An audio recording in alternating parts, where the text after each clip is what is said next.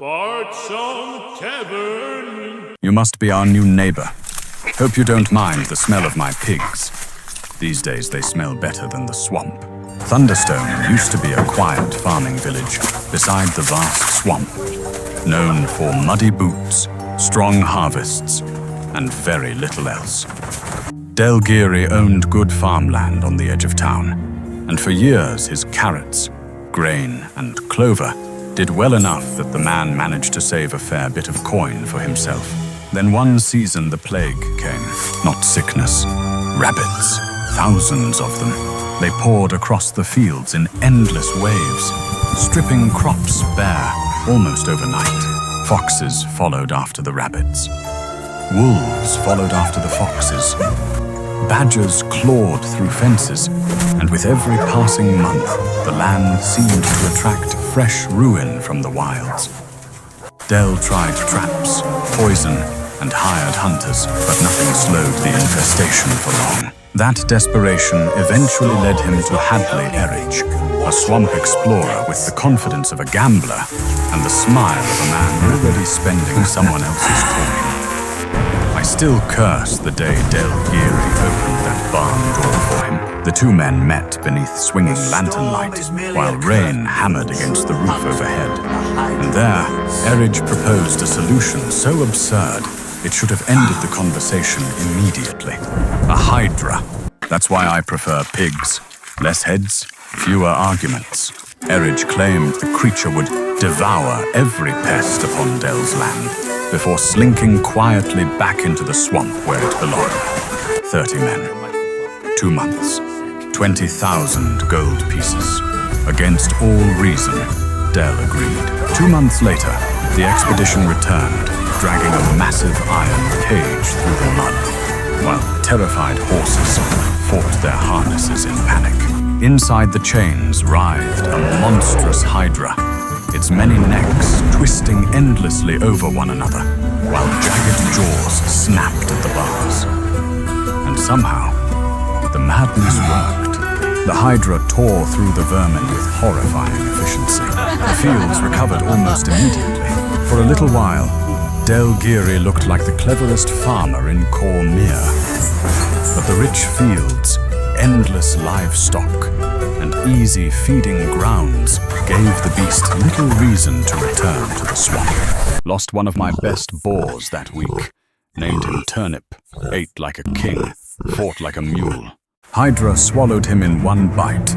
Brave little fool. Del reimbursed me double for the loss. The Hydra built a nest beside the pond from reeds, mud, and stripped animal bones.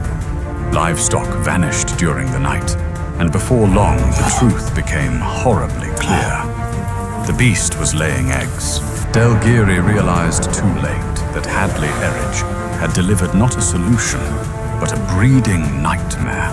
Furious, he spent another 15,000 gold hiring mercenaries and swamp hunters to kill the beast before the eggs hatched. The battle shook the valley. Steel clashed against scales harder than armor, while the Hydra's many heads struck from every direction at once. One mercenary severed a neck, only to watch 2 fresh heads burst shrieking from the wound moments later. By dusk, the Hydra finally lay dead beside the pond where it had nested. Pigs taught me something years ago. What looks like a problem today often turns into supper tomorrow. Thunderstone celebrated for exactly 3 days. On the 4th, Geery began selling pieces of the corpse. Most men would have buried the beast and tried to forget it, but Del refused to waste what remained. Wizards, alchemists, and craftsmen soon discovered uses for nearly every part of the Hydra. Hydra bone became tools stronger than iron. Powdered bone preserved grain for months without spoilage, while Hydra fat mixed with cornmeal became deadly rat poison. Even the severed heads frightened predators from barns and fields. Folks started wearing Hydra hide gloves through winter. Said the leather stayed warm even in snow. Geery discovered that the original beast had not merely laid eggs. It had left behind a future. What became of all those eggs was never entirely clear.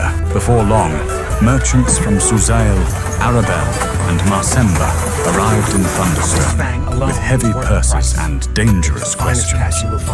Geery transformed from a struggling farmer into the founder of an entirely new trade. And with wealth came ambition. Hunters ventured deep into the vast swamp, searching for more Hydras, while taverns filled with stories of even worse breeds. Sea Hydras dragged ships beneath black waters, swallowing sailors without a trace. Pyro Hydras spewed fire hot enough to melt armor from a man's bones. And Cryo Hydras prowled frozen wastes where their icy breath turned flesh brittle as glass before shattering it apart. And Geery soon realized the rarer and deadlier the Hydra, the greater the fortune its carcass could fetch. Every new Hydra meant more gold and more fear. Del always paid fair whenever one of his hunters spooked my pigs. Madman, but fair. Thunderstone changed quickly beneath the weight of the Hydra trade. Mercenaries crowded the taverns. Foreign merchants filled the muddy roads. Hunters boasting scars and missing fingers drank beside swamp guides, selling maps no sane man should trust. Fights became common, especially once strong drink loosened tongues and greed sharpened tempers. One night, two mercenaries nearly killed each other, arguing over the price of Hydra bone, and the brawl that followed shattered half the tavern before a lantern overturned and nearly burned the place down. The townsfolk grew uneasy. Children were forbidden from wandering near the reeds after sunset, and livestock continued disappearing often enough that nobody truly believed the original Hydra had been the only creature watching Thunderstone from the swamp. One small boy returned from the marsh, trembling so violently he could barely stand. The heads were watching me, he whispered. For once, nobody laughed. Several glanced toward the swamp instead. Pigs go quiet when they're frightened. Haven't heard mine make a sound after sunset in years. Fear finally outweighed profit.